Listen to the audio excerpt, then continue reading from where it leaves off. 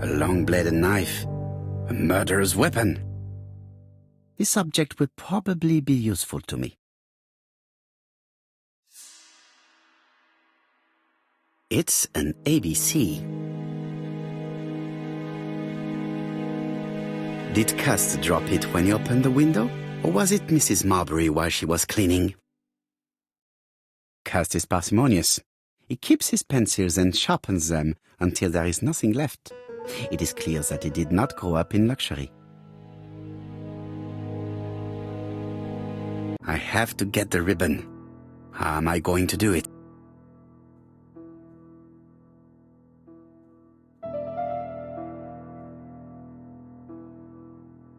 The ribbon is jammed. I have to start by freeing it.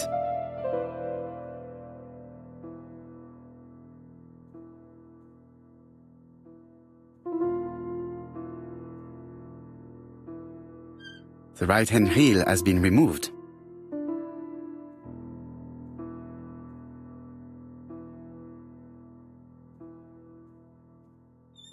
The left-hand heel has been removed.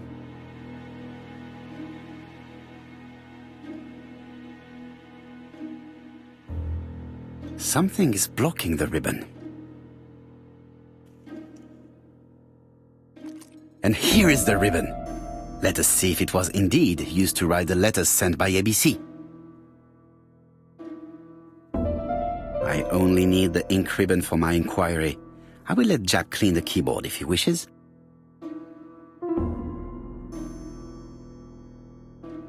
All the letters announcing the murders were written on Cust's typewriter.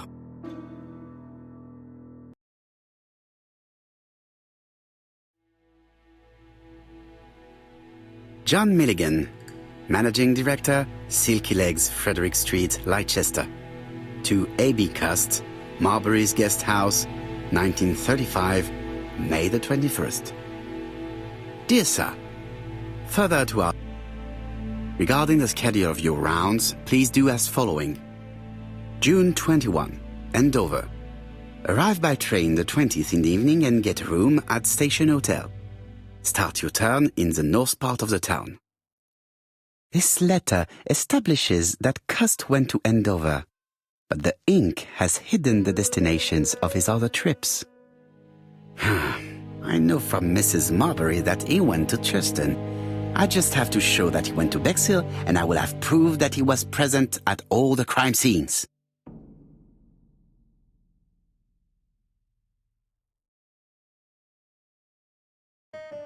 War of 1914-1918. By the King's order, the name of Corporal A.B. Cust, Devonshire Regiment, was published on the London Gazette on May the 10th, 1918, as mentioned in a dispatch for gallant and distinguished service.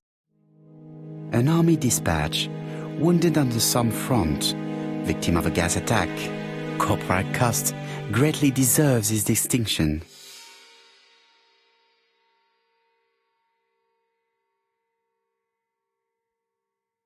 How hopeful. This place is a real mess.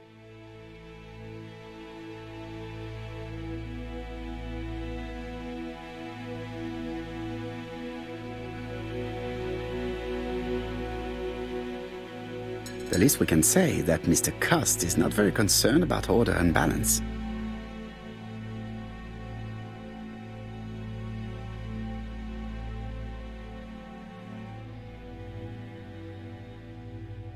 ABC guides, enough to sign about a dozen murders.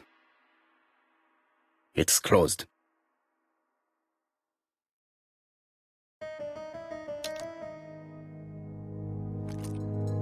This knife is very useful. Who knows, maybe it never cut anything other than string. Stockings.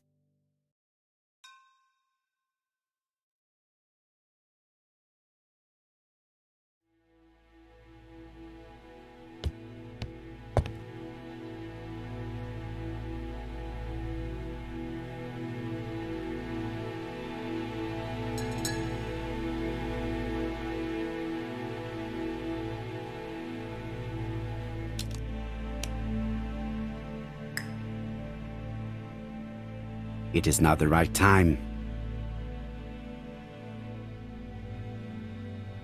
The least we can say that Mr. Cust is not very concerned about order and balance.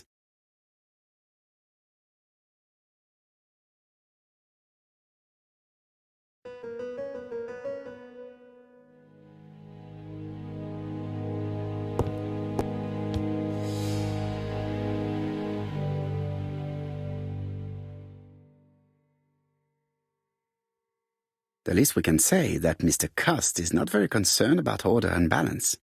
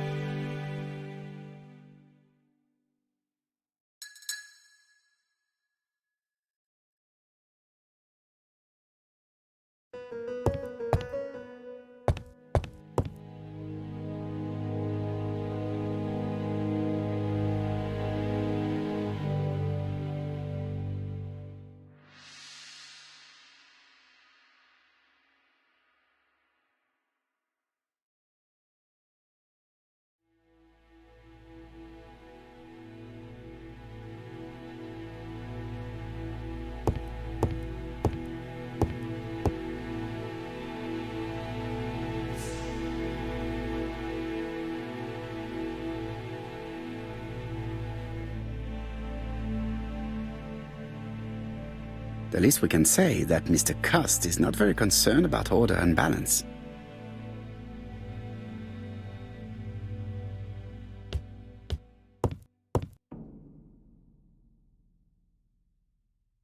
This dark stain. It could be blood, but goodness knows how long it has been there. No use continuing the inspection of this room. I've seen all there is to see.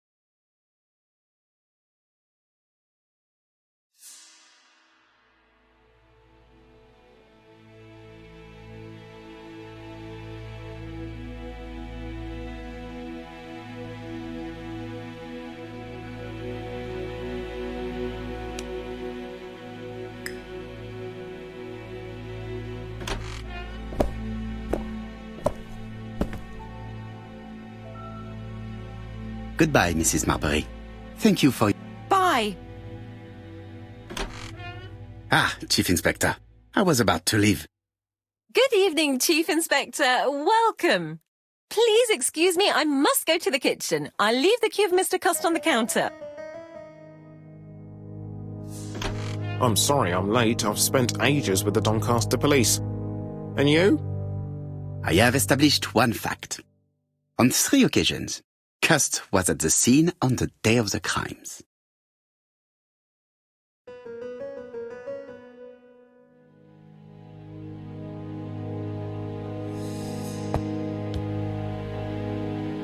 It looks like I've found the real master of this house.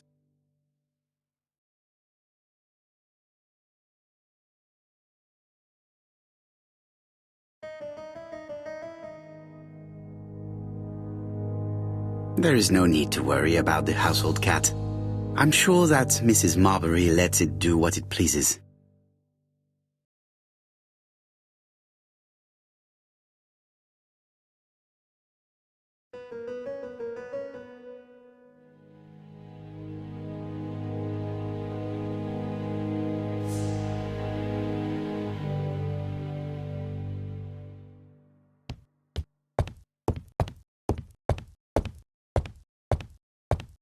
It is a very beautiful piano. Maybe Mrs. Marbury likes to play in her free time.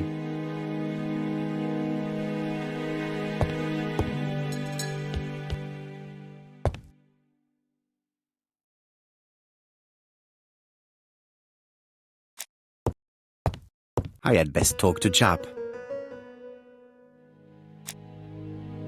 I've listened closely to what you have to say, Poirot. For me, there's no doubt Cust is guilty. Do you have any element that might prove the contrary? That is what we're going to look for. Let us now try and get our brain cells to work.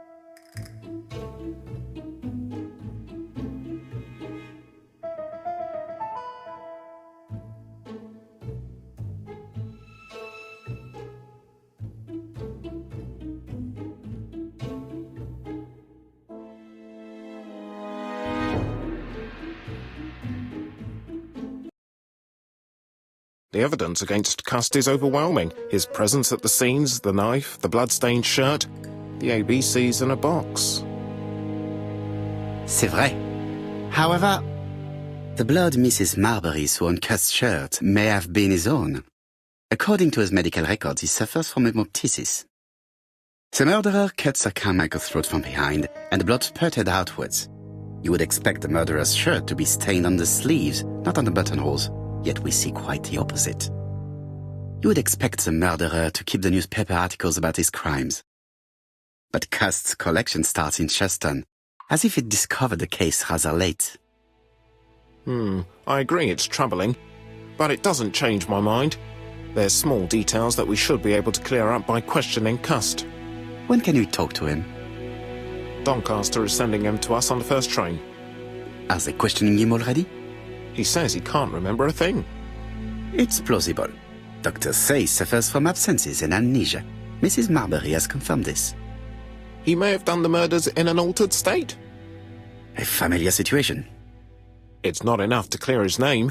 Dr. Thompson insisted that even if you don't know what you're doing, you never commit a murder without wanting to. Très intéressant. I shall remember that. Right. I'll go and examine the suspect's room. Chief Inspector, I took the liberty of removing a few clues to examinatum. All right, we'll discuss them tomorrow. In the meantime, I'm going to see if you've missed something.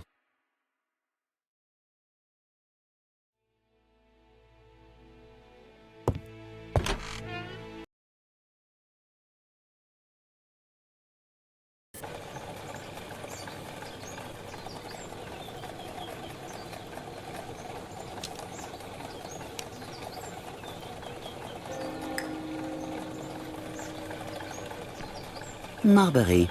There is a very pretty village by this name, in Cheshire.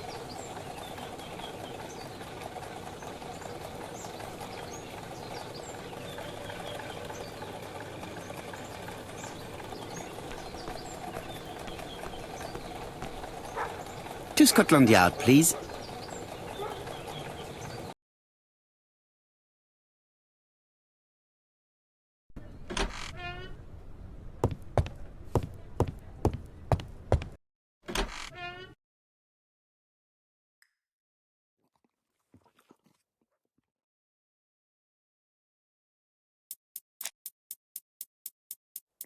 This man is not in good shape.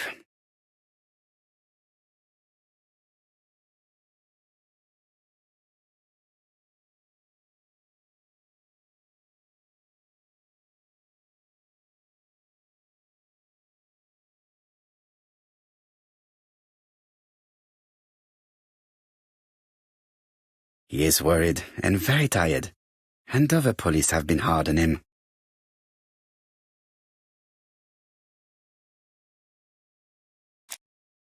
What do you want from me?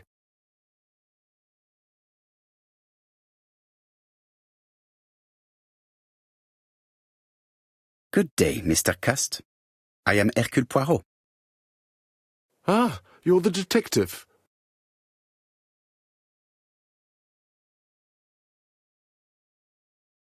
Why did you send me a letter before each crime? Why all these questions? When are you going to stop pestering me?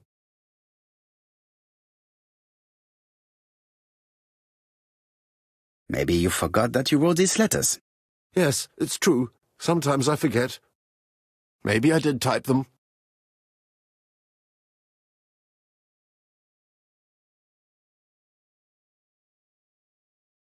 Are you capable of murder, Mr. Cust? All these questions are giving me a headache.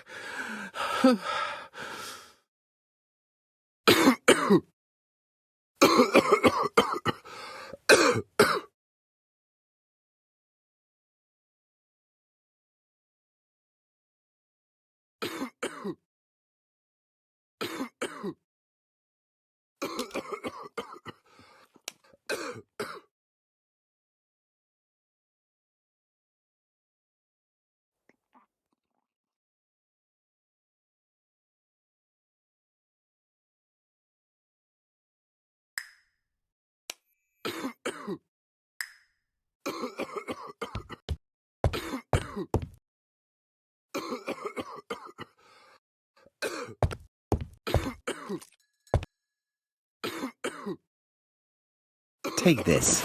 It will help you. Thank you.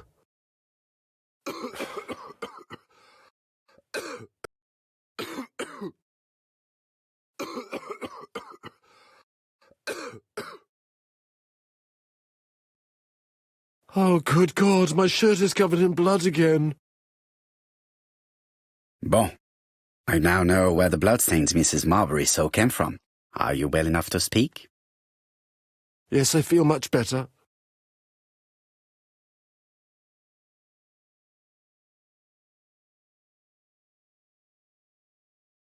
Are you capable of murder, Mr. Cust?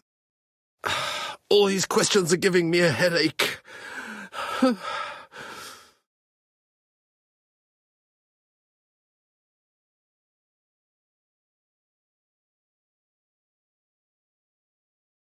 You enjoyed the war, Cust. Admit it. I didn't want to be discharged.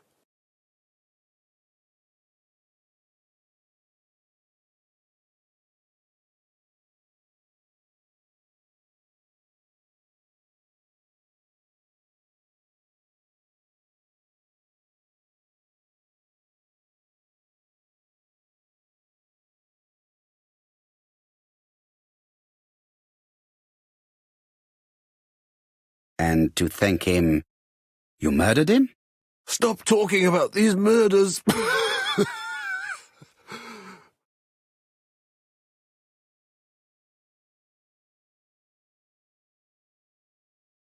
Do you deny being at the scene of the crimes?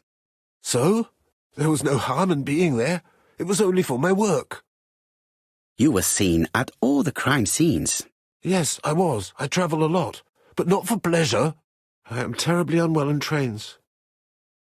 But I had to respect my engagements. My employer gave me very precise written instructions about the towns I had to visit. Let's see. The company you claim to work for, Silky Legs, has never heard of you. And as for these letters they sent you, they were written on your own typewriter. The company sent me the typewriter when I started working for them. Yes, but the letters were received afterwards.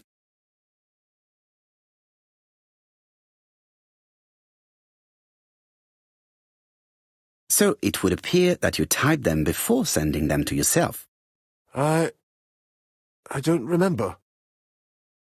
Good God! I don't know what's happening to me. My head hurts terribly.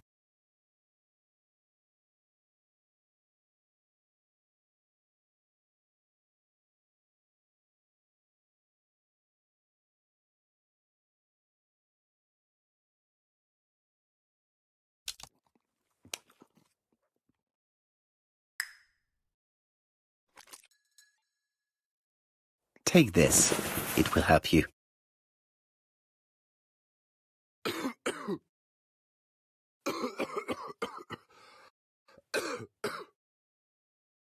Oh, I think I'll be fine. Let us see, Cust. Look at me. You know very well that you committed these murders? Yes, I know. But I'm not wrong in saying that you do not know why you committed them. No, I don't.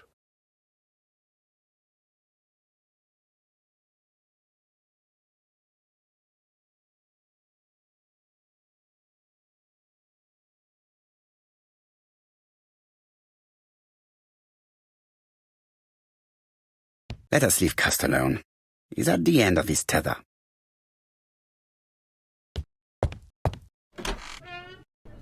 And what conclusions have you drawn? Plenty. It might help us to understand him a little better. Let us now try and get our brain cells to work.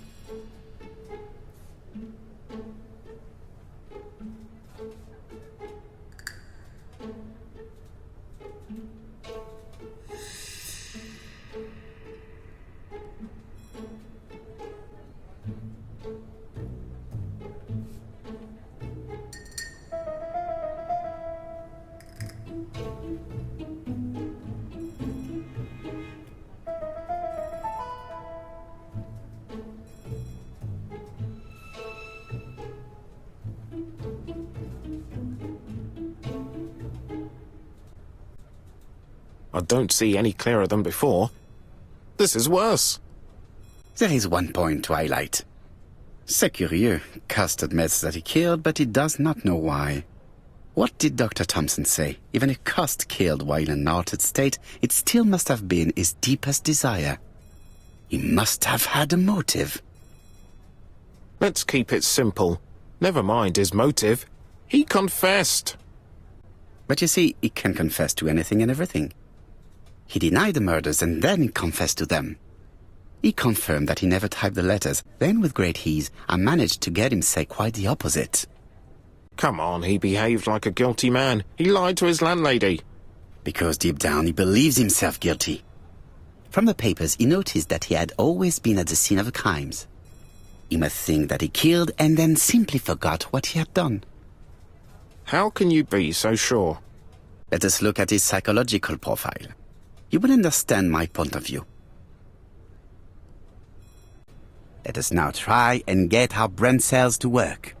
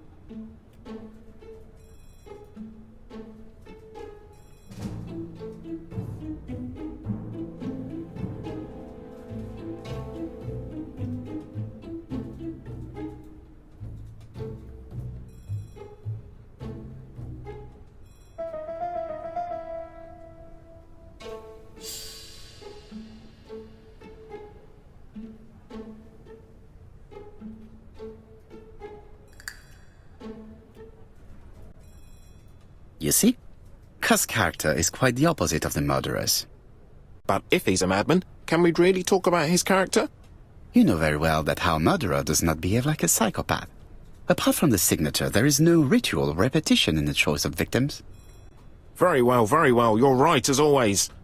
So we have no confession, no culprit, no suspects, nothing. And all that after 2 months of inquiry? What should I do? Have faith. Just give me 24 hours.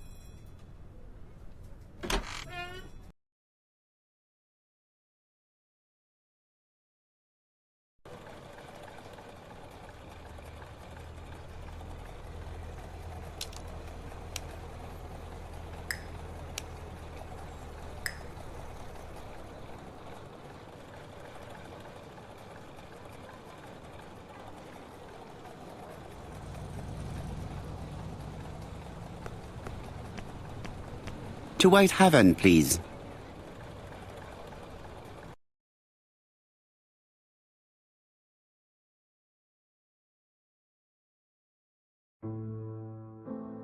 Cust's arrest is a great success for you, Poirot.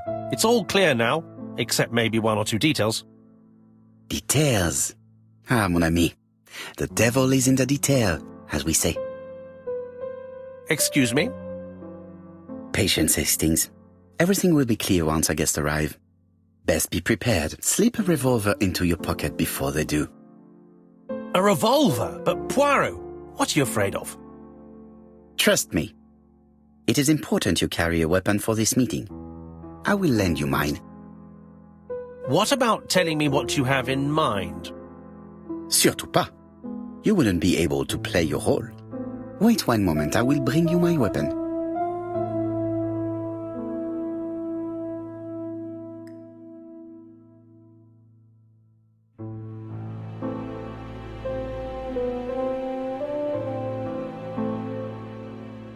Churston, Devon, population 500 inhabitants.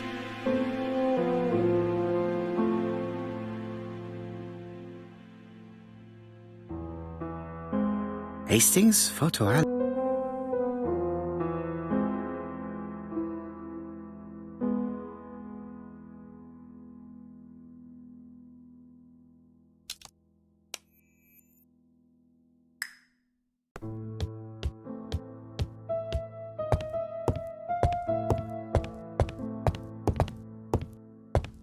The white ammunition are blank cartridges.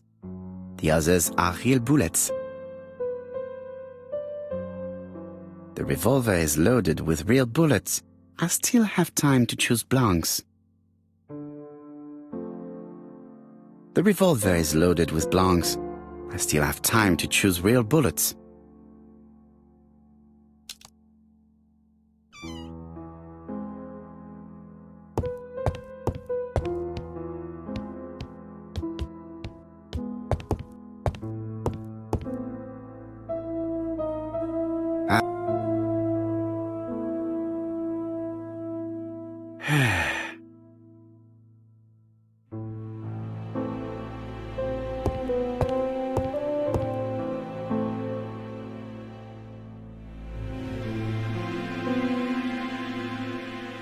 Daily Flicker, September the 11th, 1935.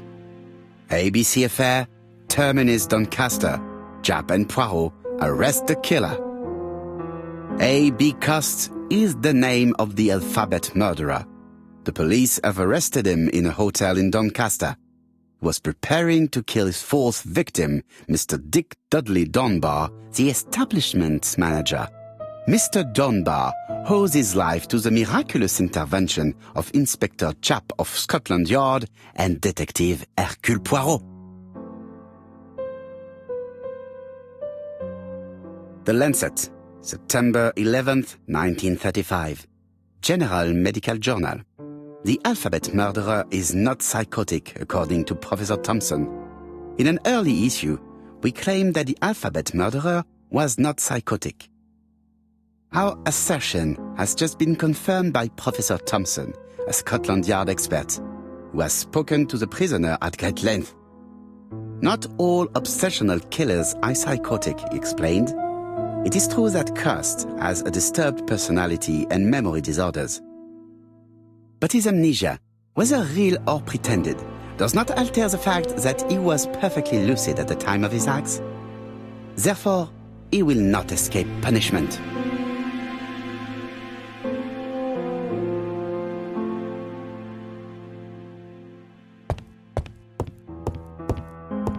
What about telling me what you have in mind? Surtout pas. You wouldn't be able to play your role. Wait one moment, I will bring you my weapon.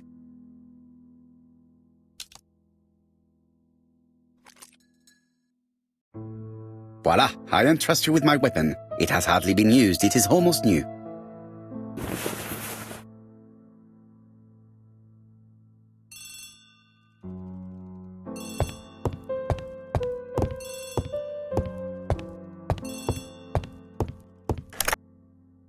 Chief Inspector, is that you?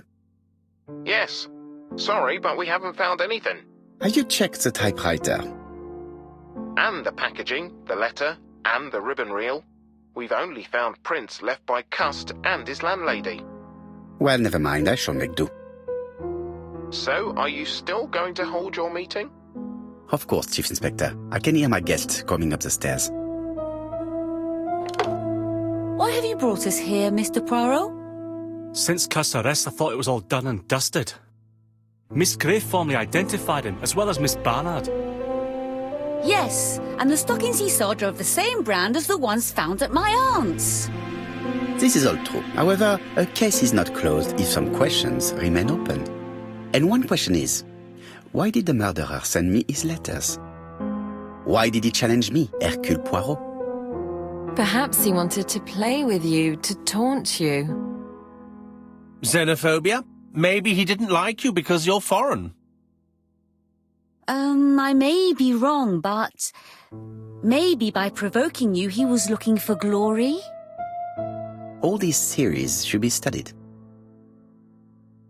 Let us now try and get our brain cells to work.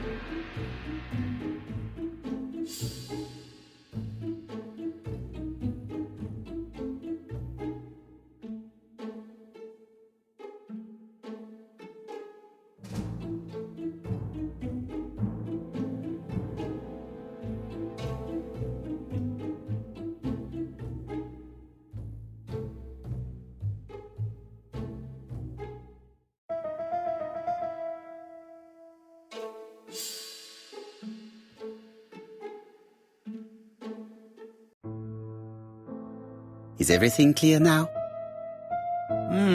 You might like to explain your reasoning again. Of course. First of all, remember that the murderer made it a rule to always post his letter before the murder. He never digressed from that rule. However, in Churston, he encountered a problem. The village has only 500 inhabitants. With advance warning, it would be easy to arrest him. Therefore, the murderer delayed his letters deliberately with the wrong address. The plan wouldn't have worked if he'd sent it to Scotland Yard or the papers because everybody knows their addresses. The mistake would have been corrected and the letter would have been on time. That is why the murderer chose me as the recipient. Because for his plan to succeed, it was necessary for at least one of the letters to have a wrong address and get lost. It was very cunning. Absolument. It is a very subtle plan. It matches the profile we have drawn up of him perfectly. That of an intelligent, daring and calculating murderer. But that's not how you describe Cust. You are quite right, mademoiselle. Like you, I find it hard to believe that this dull character is the clever murderer we are looking for. Do madmen... I mean, if he's mad, he might have two very different sides. No doubt. But the murderer is not mad. All the specialists agree that he does not have the profile of the psychopath. But if Cust is not guilty, how do you explain his presence at the scene of the crimes? Mr. Clark, the answer to your question is in the medical records of your brother's patients. Documents which Cust most certainly did not have access to. Let us now try and get our brain cells to work.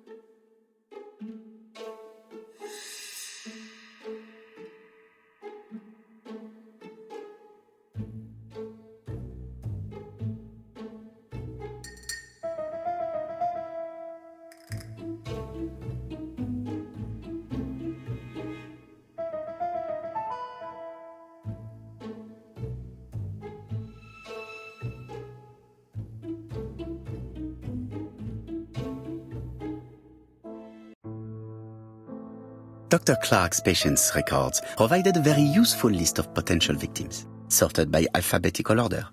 The killer definitely used it, explaining the fact that all the victims were former patients of the doctor. It is this fact that clears Cust once and for all, because he never had access to these records. So how did he happen to be at the scene of the crimes? Either the murderer sent him there, or Cust was following him closely. Cust's highly suggestible nature leads us to the second hypothesis. The murderer was manipulating him. He systematically sent Cust to the towns where he was going to strike, so that the suspicion would land on the poor man's shoulder. That's evil. What sort of killer could have such a plan? And what would he gain from three completely different murders? Indeed, it seems unlikely that the same murderer committed all the crimes. What should we take from that?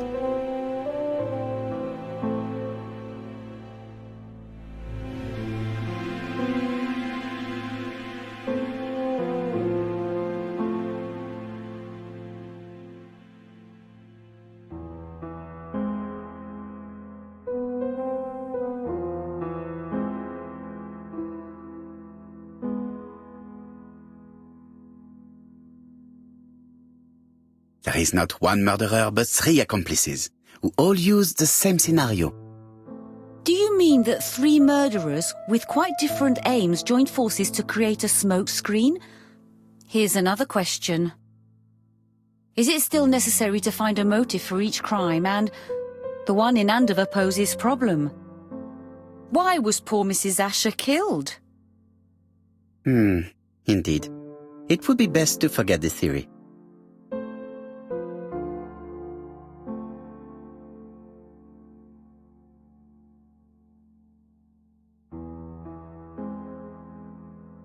The murderer first killed for money, but then began to enjoy it. But Mr. Poirot, the first murder was my aunt, and nobody had anything to gain from killing her. Ah, certes. Therefore, this is not what happened. The murderer does not kill out of interest but for pleasure. You yourself told us that the murderer was not a psychopath.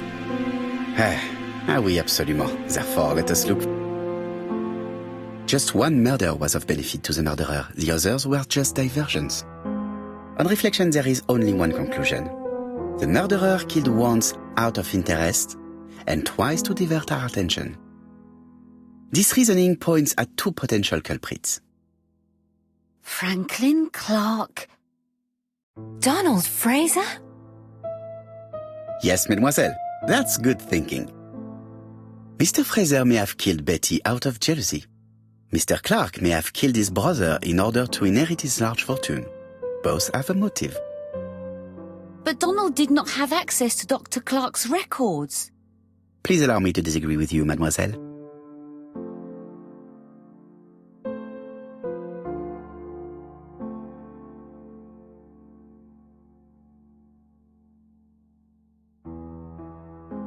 He works for Court and Brunskill, one of whose clients was Sir Carmichael.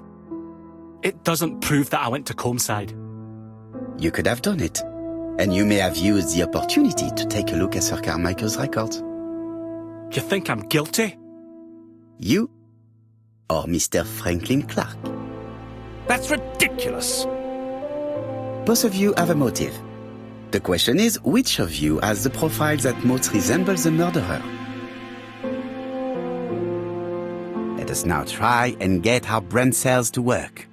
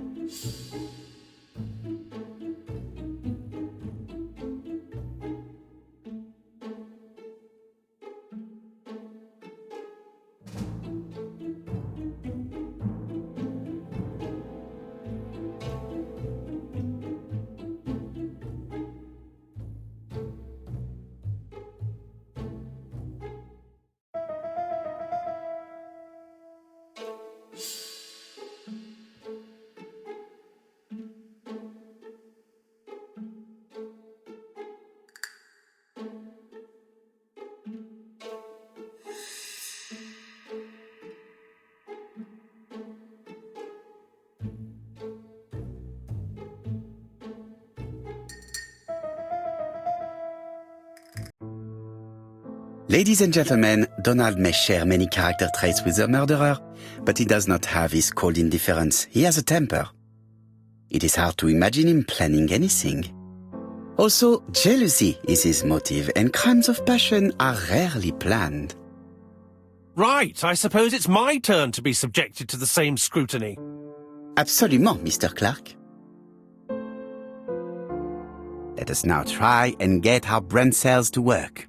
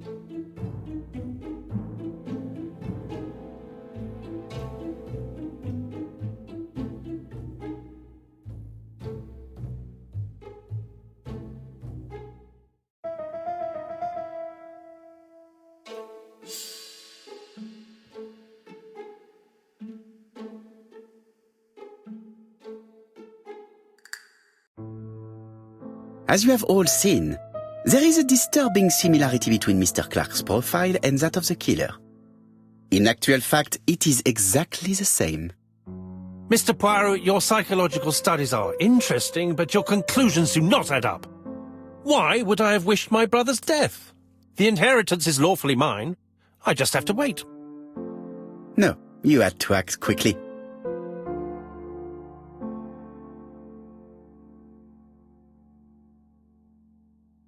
Because of Miss Grey. Mademoiselle, although you haven't been telling the truth, there is no doubt in my mind that you would have found a way to marry Sir Carmichael after Lady Clark's death. For you, Mr. Clark, it was a disaster. If Miss Grey had children by your brother, you would not have inherited a thing. You realized the danger after reading several letters from Comside, especially one in which your brother opened his heart to you. So you hurried home from China, and you took action. In truth, Cust was no more than a puppet manipulated by the real culprit. You, Mr. Clark. Such an imagination, Mr. Poirot. In fact, nobody manipulated Cust. The famous instructions he received by post. He wrote them on the typewriter. We know that for sure. Oh no. You know perfectly well. That is not true. Eh bien voilà, light has now been shed on the ABC murders. Your theories are ingenious, but you haven't any proof. One point to him. For the moment, I have no material proof. Either I admit to it, or I bluff.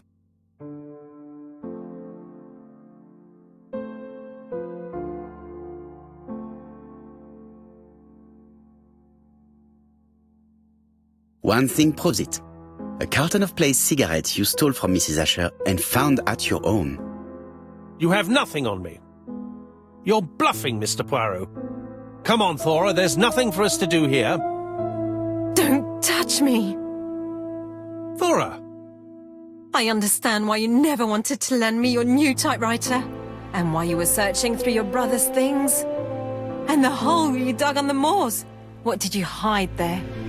The knife you used to kill your brother? All right. Well played. I lose. The game's up.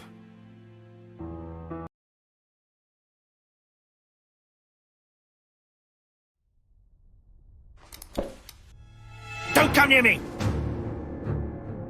I'll never let you take me, Mr. Poirot!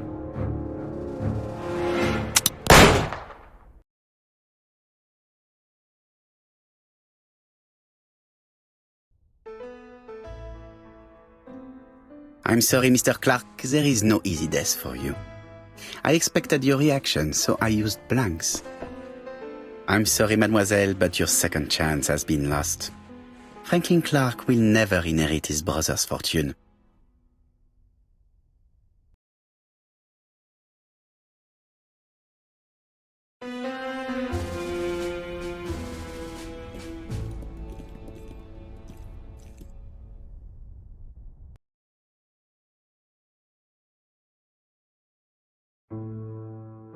Disappointed at having missed the chance to become Lady Clark, Thora Grey left England.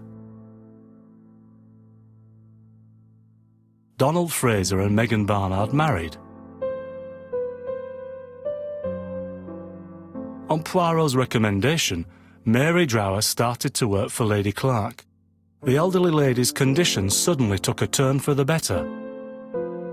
And a few months later, to Dr. Logan's great surprise, she was back on her feet again. According to this eminent physician, it appears to be an extremely rare case of spontaneous remission. Lady Clark has enjoyed very good health ever since.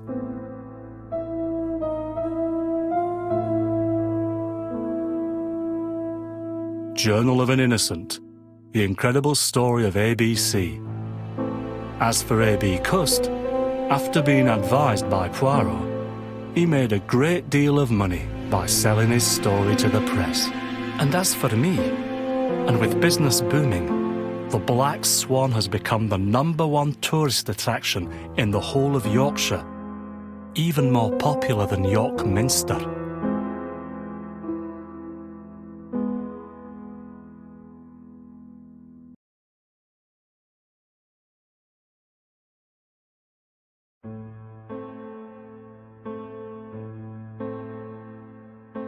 you.